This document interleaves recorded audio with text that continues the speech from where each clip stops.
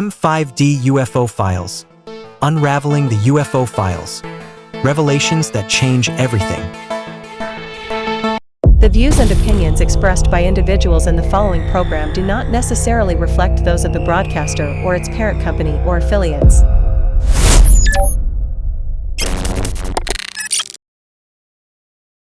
Welcome back to the Deep Dive. This is where we take your most intriguing sources, unpack them, and pull out the core knowledge, those surprising insights, and maybe a few aha moments. Today, our mission, if you will, is to embark on a deep dive into some truly unsettling personal accounts. These are stories that really blur the lines between, everyday reality and the utterly inexplicable. You've shared a really fascinating collection of narratives with us, stories about encounters that just defy logic. We're talking strange figures deep in the woods, unsettling presences invading familiar places. We're going to unpack these experiences. We'll look not just at the what happened, but also the how people react when they're faced with something truly unknown, and maybe the why, how culture shapes how we even see these things. Absolutely. And what's really fascinating here is how these incidents, they seem so different, right? Yeah. Shared by individuals, continents apart, different situations, but they often tap into these really universal human fears and curiosities. Yet they're always filtered through these unique cultural lenses. So we'll explore the patterns that pop up, the psychological impact, which can be profound, and how these deep-seated cultural beliefs can fundamentally shape how we interpret something inexplicable. Which brings us to this big question, really, that runs through all these stories. When reality seems to just shift, defy logic. How do we make sense of it? Or even just cope? Let's dive in. Okay, so we start our deep dive on Jeju Island. It's off the coast of South Korea. Beautiful place, volcanic landscapes, beaches, big tourist spot. But underneath that beauty, there's rougher history, a darker one. The dense forests there, they're steeped in memory, tragic events from World War II, and especially the Jeju uprising during the Korean War. Thousands killed. Awful stuff. A really brutal period. And that collective trauma, it's almost woven into the land itself. Many locals, particularly the older generation, genuinely believe those forests are haunted by the spirits of the people who died there. Right, it's not just a casual belief for them. So imagine deciding to set up camp deep in a place like that, in freezing winter conditions. Our narrator, Flash Hawk, and his father, they decided to push their luck. Camped near an abandoned YMCA center, middle of the island, miles from anywhere official, despite the brutal cold and, well, the island's grim reputation. So the first thing that shatters the peace, it's early morning, maybe 1 a.m. It had been raining, turned to snow, freezing, and it wasn't a scream or anything like that. It was a car alarm. A car alarm. Yeah, they're blaring. In the middle of nowhere, deep in the supposedly haunted forest. I mean, that alone would make your heart jump, right? Definitely jarring, out of place. The only logical thought is, okay, someone's messing with our car. Or maybe someone else is exploring the abandoned building nearby. So his dad, described as pragmatic, grabs a shovel, a pocket knife, brave man, and goes out into the icy dark to check. Turns out, it wasn't their car. But someone else had driven way out there, parked near this derelict building. But that wasn't the weirdest part. This led to them meeting a young woman, late 20s maybe. And what was immediately striking, besides just her being there, was how she was dressed. Or rather, underdressed, thin sweater, jeans, in below freezing snowy weather. Just wrong. Instantly flags something is off, doesn't it? Yeah. Utterly baffling. An anomaly right from the start. Exactly, and it gets weirder. Okay, so what stands out here and really deepens the unease is how these subtle details start piling up. Things that resonate with local folklore. Apparently, the narrator's father had been talking to her for a bit before waking his son. Later, when the narrator told a Korean friend about this, the friend translated the woman's name. Yeah, what did it mean? Something like magic or witch cat. And the friend was very clear. This isn't just an unusual name. It's a name straight out of fairy tales or old legends, like meeting someone called Baba Yaga in the woods. Wow. Okay, so that immediately puts it in a whole different context for someone from that culture. Precisely. It's a signal. This might not be just a lost hiker. This could be something else. Maybe a dokaibi, one of those goblin spirits, or even a gumio, the shape-shifting fox spirit. The name itself is a huge red flag in that cultural context. Okay, so beyond the name, the weirdness just kept coming. She mentions having a black cat wandering around. Ah, the classic witch's familiar imagery, potent symbol. Right, very cliche, but still effective, I guess. And then there's the firewood she was using. It was completely dry. Despite raining and snowing all night. Exactly. And she had a neat pile of extra dry wood ready to go. You could try to rationalize it, maybe she prepared well, but given everything else, it feels off. Like the normal rules didn't apply to her. Suggests a kind of control over her surroundings that's unnatural. Then she starts telling them stories. Weird ones. Disturbing. The narrator specifically remembers her proudly talking about cremating roadkill in the city, making a fire for it. Okay, that's unsettling. Not just gross, but hints at a different relationship with, well, norms and death.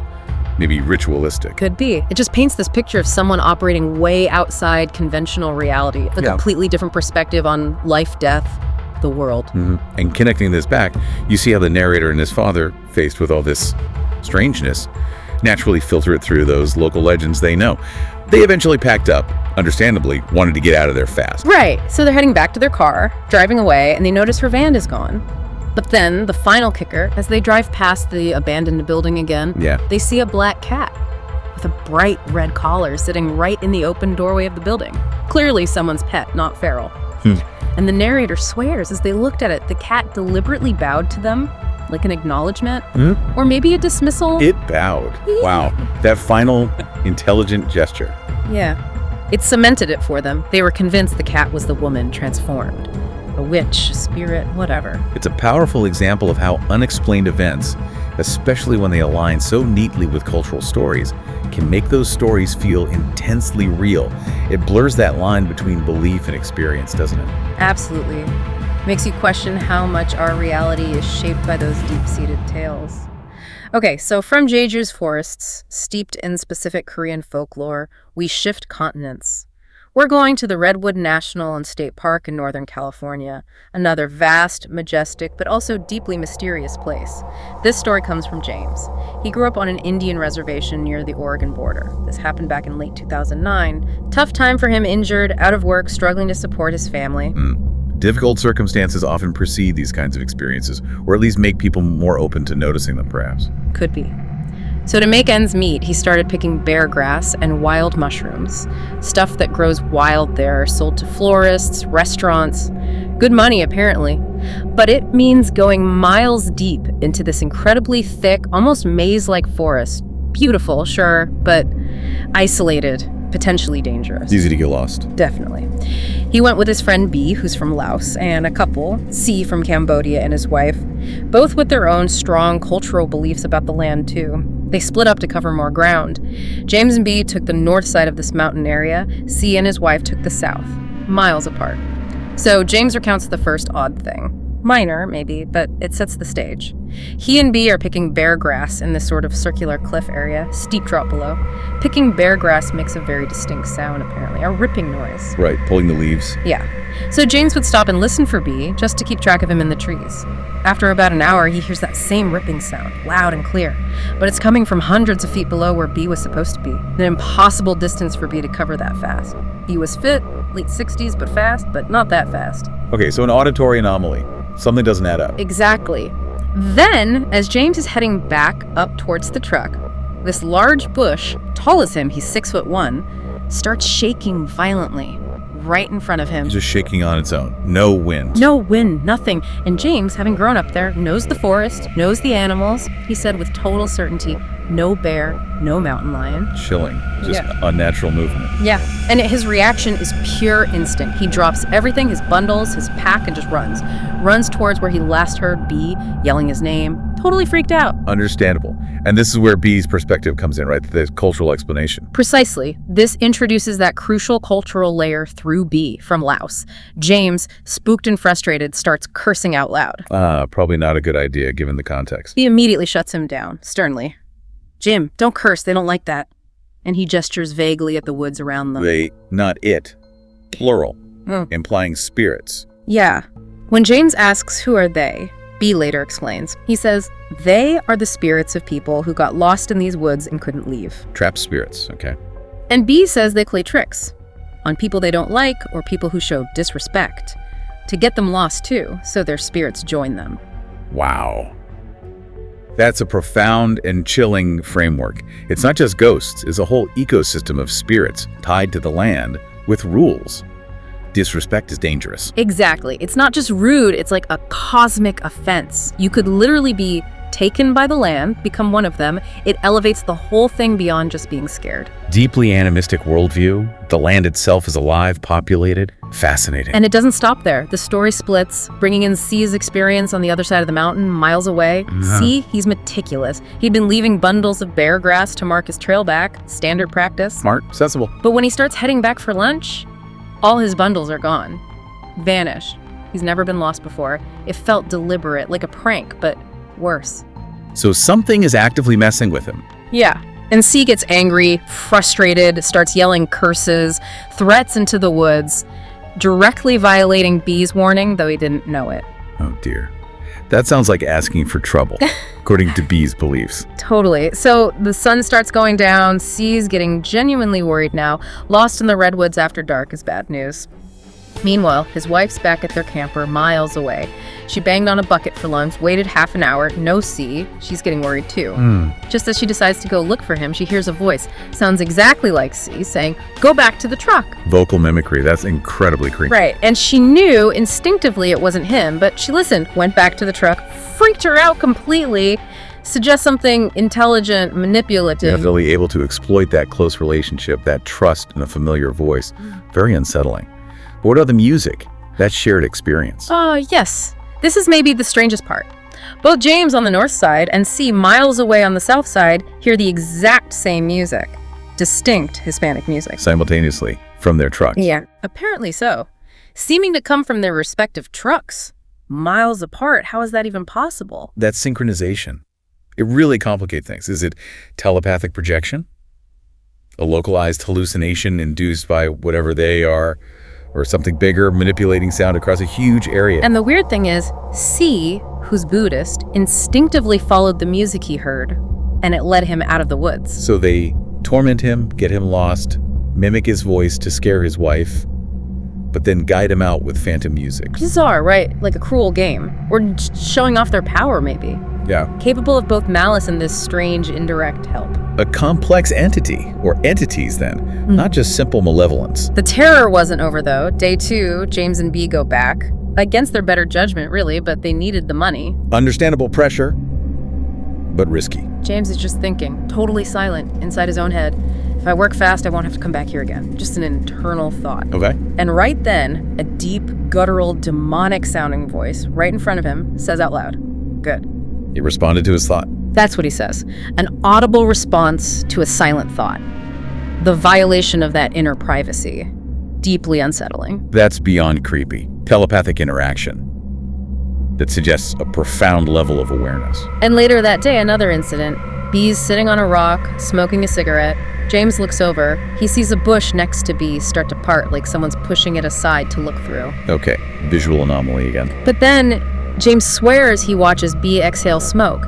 And the smoke doesn't just dissipate, it gets visibly siphoned into the bush, like something invisible is inhaling it from a distance. Siphoned, like a vacuum. Yeah, like a slow motion wind tunnel effect, pulling the smoke directly into the bush. And B saw it too. Physical manipulation of matter, the smoke, that escalates things significantly. It really does, from sounds and sights to hearing thoughts and seeing smoke being actively manipulated. It suggests an intelligence, an awareness, and even a degree of physical power from they that's way beyond simple tricks.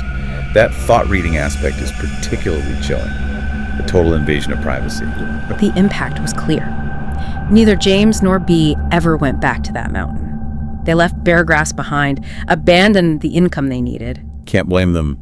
It highlights how these kinds of inexplicable events, especially when they tap into cultural fears and violate your sense of reality and self, can just permanently sever your connection to a place.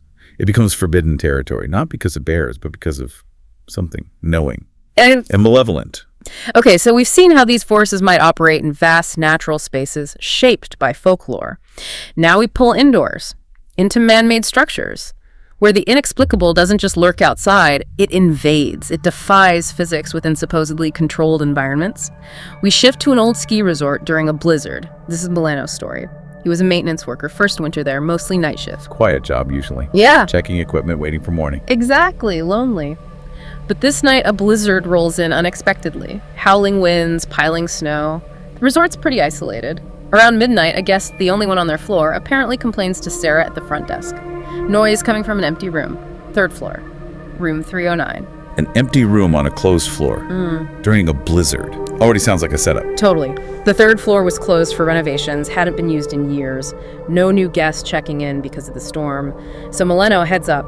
Creaking stairs, deserted building. As he gets higher, the hallway lights start flickering erratically. Jumpy shadows. Classic horror movie vibes. Right. Just tries to rationalize it, old building, storm affecting power, whatever. But the higher he goes, the colder it gets. An intense, unnatural cold. Goosebumps, even bundled up indoors. That sudden, localized cold spot is a common element in these accounts. Yeah. He gets to room 309. The door is slightly ajar, which is weird in itself, right? Guests shouldn't even be up there, let alone find a door open. Definitely not right. Adds to the unease. He pushes it open tentatively, shines his flashlight inside, steps in, and the cold hits him even harder. Okay, so what did he find inside? This is crucial. The room's dark, dusty. Bed, desk, wardrobe. But then he sees them in the flashlight beam, footprints. In the thick dust on the floor. Footprints. Whose? Small ones, like a child's. And they lead from the wardrobe straight to the window.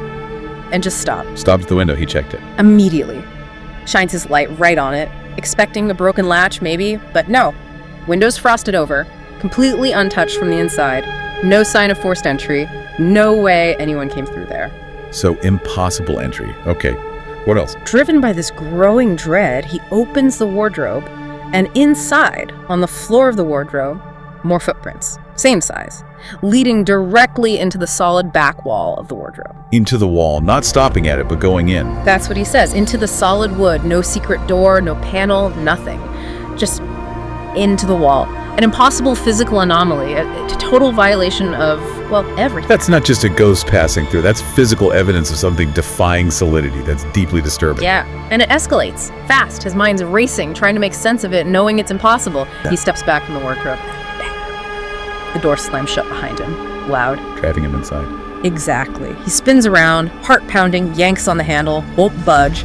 Locked solid, like the storm or something else sealed him in. Okay, that's terrifying. Trapped with whatever made the footprints. He calls out, voice cracking, but the sound just dies in the room. Then, corner of his eye, he sees movement. The footprints in the dust, they aren't still anymore. The dust around them starts to shift. Slowly. Like someone invisible is walking. Towards him. Oh no. He could see them moving. He says he saw the dust moving, heard this faint, soft patter of feet. He backs up against the wardrobe, pressed against the wood, pulse hammering. His flashlight flickers wildly. Then the shifting footprints just stop, a few feet in front of him, as if whatever it was is standing right there, staring. An unseen presence. Palpable. Yeah, he said the air felt thick, heavy, like the room itself couldn't take the pressure. Wow, that intense psychological pressure combined with the undeniable physical weirdness. It's a powerful demonstration of that impact, being faced with something physically impossible in a normal space. The footprints into the wall, that's what parapsychologists might call physical haunting evidence. Harder to dismiss than just a feeling or a sound. Absolutely. It directly challenges your fundamental grasp of reality. Space, matter. None of it works like it should. The lack of any rational out, plus the cold, the door slam, the moving prints, the feeling of being watched, it creates this intense, visceral fear. How did he get out? He eventually fumbled the handle, wrenched the door open, and just bolted. Ran straight down to the lobby, totally shaken. In the room. Room 309 stayed locked after that, a permanent testament to whatever happened in there. Which raises that question, doesn't it? What do you do with places like that? Places that just feel fundamentally wrong, that violate reality? How do you process that? You often don't. You just avoid them, seal them off. Acknowledge that some places hold things we can't explain or contain. Okay, from a creepy hotel room to something even more personal, more invasive. Our next dive takes us to a domestic setting, a home, a workshop. Ray's story. He's a pit bull breeder outside Springfield, Missouri. Okay, so someone dealing with animals, life, birth, grounded in biology. Very grounded. Blue nose pits are his specialty.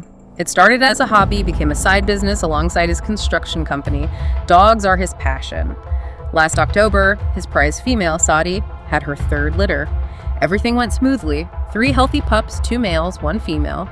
Duke, Diesel, Daisy, typical blue-gray coats. All normal so far. He keeps the litters in a special heated, climate-controlled area in his workshop. Security cameras, the whole setup. For safety and records, first week, totally normal, pups thriving, said he's a good mom. Then early second week, day 8 maybe, Ray goes in for the morning check, expects 3 pups, stops cold. There are 4 puppies missing. Just appeared. Yeah. His first thought is, did I miscount? But no, he knew. He recorded the birth only 3. This 4th puppy, it just wasn't there before. Okay, that's immediately impossible. Where did it come from? No idea. And it looked wrong, too. He calls it Shadow. His pits are blue-gray. This one was almost flat black, like wet soil. Same size, roughly, but the proportions felt off. Head too big, legs too long. Unsettling, undog-like. Subtle physical differences. But the eyes were the real shocker. Fully open, alert, deep amber color. Puppy's eyes don't open till 10, 14 days, usually. These were wide open, watching him, way too early. And it felt cool to the touch, he said.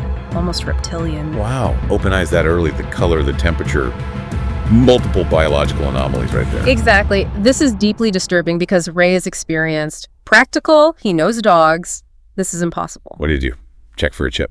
Someone tracked him. Checked for a chip, nothing. Thought maybe someone snuck it in, crazy as that sounds. So his next step, security cameras. Yeah. He watched the footage frame by frame. Nothing, no break-in, no one entering. One frame, 3 puppies. The very next frame, Shadow is just there, nestled with the others like it materialized out of thin air. Materialized, that defies, well, everything. Conservation math, biology. Totally. It's a key piece of data. He struggled to rationalize it, tried every logical explanation, even took it to his vet. What did the vet say? Vet confirmed the early eye-opening, the strange awareness, but no medical explanation for how it got there. It's like spontaneous generation, but of a puppy. A deeply unsettling one. And Shadow's development just kept getting weirder, deviated dramatically from the others. How so? Moved stiffly at first, then almost too smoothly. Unnaturally graceful, robotic almost. Vet said joints were fine. And the silence. Silent. Never made a sound. Never. No yips, no barks, no whines. Just silent, watchful. Didn't seem to sleep much either. Often found awake at night, staring at the door, waiting. Creepy. And how did it grow? By week 3, still lean, muzzle a bit too long, but incredibly coordinated, not clumsy like normal pups. And the mother dog, Sadie. Ah, the mother's instinct. What did she do? She sensed something was deeply wrong. She nursed it, yes, but that was it. Never cleaned it, never played with it. And she'd intentionally position her body between Shadow and her other 3 pups when they slept. Protective barrier. That's incredibly telling. Animals often react to things we dismiss. Her behavior screams danger, unnatural. Ray knew it too. He knew that, look, that behavior in an animal sensing something profoundly wrong. Then things escalated. How? Small, unexplained injuries started appearing on the other puppies overnight. Scratches, little nips. Ray got worried, installed a better night vision camera. What he saw was chilling. Shadow, pacing, perfect, measured circles around Sadie and the sleeping litter, not random wandering, precise, deliberate, like a ritual. Pacing circles. That's bizarre. He watched for an hour. Shadow just kept doing it. Then it stopped, sat down, and stared directly at the camera lens, as if it knew he was watching, staring right at him. Conscious awareness of being observed. And defiance. Seems like it. He tried separating Shadow, put it in a secure kennel across the workshop, locked it. Next morning, Shadow was back at the litter. Kennel door still locked from the inside. It got out of a locked kennel. Okay, this thing isn't just weird. It's actively defying physical barriers. Possesses some kind of intelligence and will. Malevolent will, it sounds like. That's how it felt to Ray. By week 4, the other pups were sickly, lethargic, not growing right. Shadow, though, grown considerably. Almost twice the size it should be. Unnatural growth rate, too. Yeah. Coat got oily, iridescent. Those amber eyes darkened, turned reddish, glowing, he said, menacingly. This is getting really dark. Ray, deeply worried, moves the whole litter into the house. Spare bedroom. Hoping to watch closer, maybe separate Shadow for good. Makes sense. Keep them close. First night in the house, Sadie keeps growling low, anxious. Wakes Ray up. Each time, Shadow's awake, staring at Sadie, hackles raised, challenging her. Night 2. Ray's jolted awake by this sound from the spare room. Low. Horrible. Not a growl, he said. Something guttural. Awful. Non-canine. Oh, God. He rushes to the room. Tries the light, it won't turn on tonight. In the dim light, he sees Sadie cowering under the bed with Duke and Daisy, trembling. In the middle of the room. Diesel and Shadow. Shadow has Diesel pinned down, standing over him. Ray enters. Shadow turns its head, looks right at him. Eyes like burning hot coals, he said. Pure malevolence. Ray grabs a baseball bat he kept nearby, lunges not to hit, just to scare it, but Shadow moves impossibly fast, runs between his legs, gone in a flash, out into the hall. Incredible speed, unnatural agility. He slams the door shut, checks Diesel. Alive, but barely, puncture wound on his neck, rushes him to the emergency vet. Did he make it? No, Diesel died on the way. The vet looked at the wound, said it looked like a bite, sure, but then added, bewildered, not like a bite wound from a dog. The marks didn't match. Not dog bites. What then? Exactly. What was this thing? Its impossible appearance, unnatural growth, silence, defiance of locks, the non-dog bites. It pushes way beyond biology. Suggests something else entirely. Something that could manifest, inflict physical harm, kill. A truly invasive, malevolent entity. What happened to Shadow? When Ray got home, heartbroken, exhausted, Shadow was gone, vanished. He searched everywhere. House, workshop, property, all doors and windows still locked from the inside. Just gone. Disappeared as mysteriously as it arrived. Yeah. The fear lingered, though, deeply. Ray installed more cameras, motion lights, slept with Sadi and the other pups in his room for months. Understandable trauma. And twice after that, he swears he saw a black dog figure lurking around his house, watching. Sadi was permanently traumatized, never bright again. It wasn't just weird, it was destructive. An entity that actively terrorized and killed. Our final deep dive really gets into this idea of residual darkness, how something might cling to objects, especially things that were once alive. We enter the world of taxidermy. A profession literally bridging life and death, preserving that semblance. Interesting context. This is Tim's story. He's a professional taxidermist in Nebraska doing it for over 2 decades. Took over the family business young, worked with all sorts of animals. It's solitary work, meticulous, which suited him after his wife Elizabeth died tragically in a car accident years prior. The house felt too quiet, so the workshop became his refuge. Immersing himself in the work as a coping mechanism. Exactly. So September 2020, he gets a commission. Mr. Whelan, not a regular, just passing through from Wyoming after a hunting trip, brings in an 8-point buck. Nice specimen, clean kill, should be straightforward. But Whelan says something odd as he drops it off, with this weird glint in his eye. He says, this one's special though. Got him at sunset, last day. Never seen a deer move the way this one did. Cryptic. Foreshadowing, perhaps. Sets an uneasy tone. Right from the start, Tim brings the deer into his workshop, puts it on the bench, and immediately he feels like the dead animal's glassy eyes are following him. He gets this sudden, chilling feeling, like he just opened a door to some place I was not meant to be. Wow. Coming from a seasoned taxidermist who handles dead animals daily, that immediate visceral reaction is significant. It suggests something truly off about this specific deer. He described a sudden awareness, the workshop feeling darker the moment he started working on it, pulling the skin from the skull. That initial unease before anything concrete happens sets the stage. It taps into that idea of residual energy, doesn't it? Can something, a spirit, an imprint, a malevolence cling to organic remains, especially after a unique or maybe traumatic death? It certainly seems like that's what starts to happen here. The haunting progressed in phases, each one stranger. Okay, what was the first phase? That night, Tim's exhausted, goes to sleep, wakes up middle of the night, buzzing sound, not one fly, hundreds, thousands. Flies. Oh, that's a classic bad omen. Infestation symbolism. His room is filled, covering walls, ceiling, dresser mirror, even crawling on a framed photo of his late wife. That's horrible. Personal violation too, the photo. He freaks out, jumps out of bed, swatting them. They swarm him. He spends like an hour sweeping them out, heart pounding, utter chaos. But the next morning, exhausted, dreading the cleanup, everything's clean. Not a single dead fly, no trace. He knows he didn't get them all, but they're just gone. Impossible disappearance. Like the swarm itself was an illusion, yet he physically interacted with it. That makes a dream explanation really hard to swallow. It suggests active manipulation of reality. Right. A direct assault. Exactly. So the next night, he wakes up again, not flies this time, sounds, hooves. Hooves. Inside the house. Distinct clopping sound. Clop! Clopping, echoing down the hallway outside his bedroom. Slow, deliberate pacing. Oh, that's incredibly chilling. Yeah. Directly referencing the deer. He's petrified, lies there listening, heart pounding. The sound stops. Right outside his door, he doesn't move. Clock reads 3:14 a.m., the witching hour, right? Often cited, yes. A time of supposed thinning veils. Right then, the doorknob starts to turn. Slowly, agonizingly slow. He watches it happen. It turns fully. The door cracks open a few inches, reveals just pitched blackness. And from that darkness, the sound of wet, heavy breathing, like a large animal, right there. Inches away. That proximity is terrifying. He finally reacts, tackles his lamp, switches it on, light floods the hall, nothing. Empty, searches the whole house, nothing's out of place, it's gone again. From visual infestation to auditory and implied presence. Much more intimate, much more menacing. Targeting his sense of safety in his own bedroom. It feels like stalking. Intelligent, deliberate torment. The absolute worst part, the turning point for Tim, came when he actually started working on the hide itself. Getting physically close to the source. Yeah. Next morning, checks the workshop. Hide's just there, inert. He tries to treat it like any other job, focus on the mechanics, hoping to dispel the creepiness.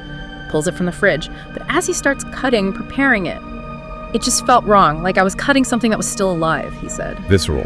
Primal revulsion, almost. Twice, he swears he felt the skin twitch under his knife. Impossible, right? Preserved hide. Completely impossible suggests animation, residual life. And once he thought he heard a low moan, guttural, coming from the skin, like pain. Okay, that's crossing a serious line. Auditory and tactile hallucinations or something else. He takes a break, coffee, tries to shake it off, finishes the initial trimming, comes back from lunch, and his stomach just churns. There's fresh blood dripping from the hide onto the floor. A small pool. It wasn't there when he took it out of the fridge. Fresh blood from a preserved hide. That's undeniable. Physical proof that something is fundamentally wrong with this thing. That was it for him. The final straw. He couldn't continue. Called Mr. Whelan immediately, left a message saying he couldn't do the job. A huge deal for him professionally, but he knew he had to get rid of it. That direct interaction with the hide, the source, is critical. Twitching, moaning, bleeding. It's no longer a general haunting. It's intrinsically linked to the deer's remains. It suggests an active, malevolent force residing within the object itself, or using it as a focus. He had to break that connection. And the climax. Yeah. That same night, Tim's shaken, double locks everything, chairs under doorknobs, tries to sleep, wakes up again middle of the night. Of course, it wasn't over yet. His bedroom isn't empty this time. It's dark, but he sees it clearly. A figure, standing at the foot of his bed. Oh no, the full manifestation. Towering silhouette, blacker than the dark, gaunt, tall body like a man, but the head of a deer. Full antlers scraping the ceiling, breathing loudly that same wet, heavy sound from the hall. The deer man entity. Yeah. Terrifying fusion. He's paralyzed with terror, can't scream. The figure takes a slow step towards him. Tim lunges, hits the lamp switch. Light floods the room. Figure's gone, vanished instantly. Gone with the light again. But the image is burned into his mind, surely. He scrambled out of bed, checked everywhere like a terrified kid. Nothing, it was gone. That final, terrifying visual. The ultimate horror made manifest in his most vulnerable space. It explains his next actions completely. Absolutely. He didn't wait. Packed the hide, got in his truck and drove 6 straight hours to Wyoming. Didn't stop except for gas and coffee. Drove right to Whelan's address, left the hide on the porch with a note, and drove back. Didn't even wait to see him. A ritualistic return. Ridding himself of the cursed object, taking extreme measures to restore his reality, his safety. It underscores that feeling that some things are just wrong. Not meant to be disturbed, not meant to be brought back. Even as taxidermy, tampering has consequences. He didn't do any taxidermy for months after that, but eventually went back, and nothing strange ever happened again. Strongly suggesting the haunting was tied directly to that specific deer hide. Returning it was the exorcism in a way. A chilling tale of a malevolent object. Wow. Okay, we have taken a truly deep dive into 5 extraordinary accounts today. We went from possibly mythical figures in South Korean forests, No, which to judge you. to those unsettling spirits in the redwoods, then invasive presences in a ski resort, that demonic puppy, frankly, Shadow. Still gives me chills. and finally, haunted taxidermy. What really stands out to you across all these stories? Are there common threads you see? Well, what's truly fascinating, I think, beyond the sheer terror in each one, is that, look, we can't offer neat scientific explanations for these specific events as they're told. We just can't. But the human experience of the inexplicable, that's universal. These stories, whether it's a witch, forest spirits, a thing in a room, a monstrous puppy, a haunted hide, they consistently force us to bump up against the limits of our understanding, the boundaries of the natural world as we think we know it. Yeah, they really push those boundaries hard. They really do. And they highlight how, our minds are pretty resilient. We try so hard to find explanations, to fit anomalies into boxes, but they also show how vulnerable we are to true anomaly, events that just break the framework, things that can't be reconciled with physics, biology, space, time. Things that just shouldn't happen. Exactly. And whether you lean towards supernatural explanations or unique psychological states triggered by stress or environment, or maybe the power of cultural belief and suggestion, regardless of the why, these accounts compel us to consider that reality might just be far more complex, more layered, maybe infinitely stranger than our day-to-day lives let on. It definitely makes the world feel bigger, Yeah. and maybe a bit scarier. These narratives remind us there's always more out there, more to learn, more to explore, that the world holds mysteries, often just lingering, just beyond the edge of what we normally perceive, in places we think are safe or places we think we understand. They're not just scary stories. They stretch our idea of what's possible. So, thinking about all this, what does it mean for you listening right now? If even a fraction of what these individuals experienced is real, if forces exist that can bend or break our physical laws, what does that imply about life? About death? Consciousness? The very fabric of the world we navigate every day. It really makes you wonder, doesn't it? What unseen forces, what other layers of reality might be out there just beyond our senses? Something to maybe ponder on your next walk in the woods, or perhaps your next quiet night at home, when the shadows seem just a little too deep and the silence feels like it's holding its breath. M5D UFO Files. Unraveling the UFO Files. Revelations that change everything. The Multiverse 5D podcast on Spotify is evolving, and now expanding its legacy to YouTube. Get ready for a new kind of talk show, one that blends mystery, deep knowledge, and bold debates. This is the M5D network. A new era of content is about to begin, coming soon to YouTube.